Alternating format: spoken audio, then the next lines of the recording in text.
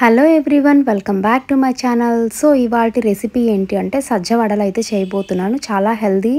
So ప్రాసెస్లోకి వెళ్ళిపోతే మనం 2 kgs ఆఫ్ సజ్జలు తీసేసుకొని దీన్ని పిండి పట్టించేసుకుంటాం అన్నమాట.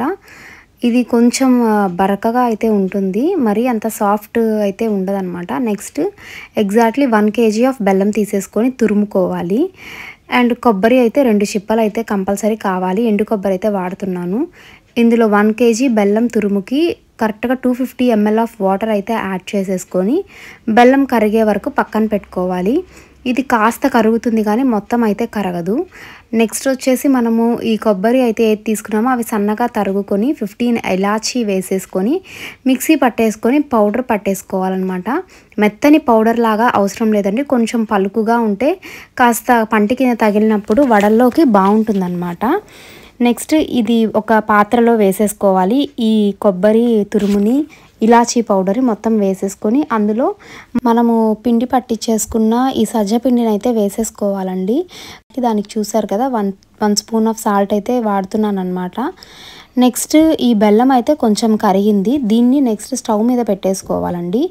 మీడియం ఫ్లేమ్లో కానీ లో ఫ్లేమ్లో కానీ పెట్టుకొని ఉండలు కరిగేంత వరకు దీన్ని హీట్ చేసుకోవాలన్నమాట.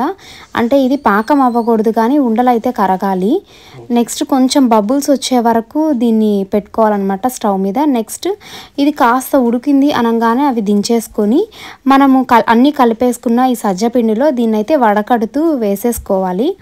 ఇది మొత్తం వేసేసుకొని నీట్గా బ్యాచెస్ లాగైనా వేసుకోండి, లేదంటే ఇది మొత్తం అయినా వేసేసుకోండి. అంటే మీకు ఇది సరిపోతుందా లేదా చూసుకుంటూ యాడ్ చేసుకోండి. నెక్స్ట్ స్పూన్ తీసేసుకొని దీన్ని అయితే కలపండి. ఇక్కడ చిన్న స్పూన్ అయితే వాడుతున్నాను అనమాట, కొంచెం ఫాస్ట్గా కలపచ్చని. ఇది బాగా హీట్గా ఉంటుంది కాబట్టి. చూసారు కదా ఫ్రెండ్స్ ఎలాగ ముద్ద ఫార్మాట్లోకి అయితే వచ్చేసిందో. ఇది ఇట్లా ముద్దలు చేసినప్పుడు అయితే నీట్గా ఉండల్లాగా రావాలి. ఇది ఒత్తుకునేటప్పుడు కాస్త చెయ్యిని తడుపుకుంటూ ఒత్తుకోవాలన్నమాట. అంటే వడలు ఒత్తేటప్పుడు మనము వాటర్లో హ్యాండ్ని డిప్ చేసుకొని చెయ్యి బాగా చెమ్మగా ఉన్నప్పుడే దీన్ని వడల్లాగా ఒత్తుకొని అప్పుడు బాగా కాగిన నూనెలో వేసుకుంటే ఇవి కాస్త పొంగుతాయి. అప్పుడు వీటికి టేస్ట్ అనేది వస్తుంది అండ్ పొంగుతాయి కాబట్టి ఇది ఇంకా బాగుంటుంది. చూసారు కదా వీడియోలో చూపించిన విధంగానే ఎగ్జాక్ట్గా మీరు చేయండి, చాలా బాగుంటుంది.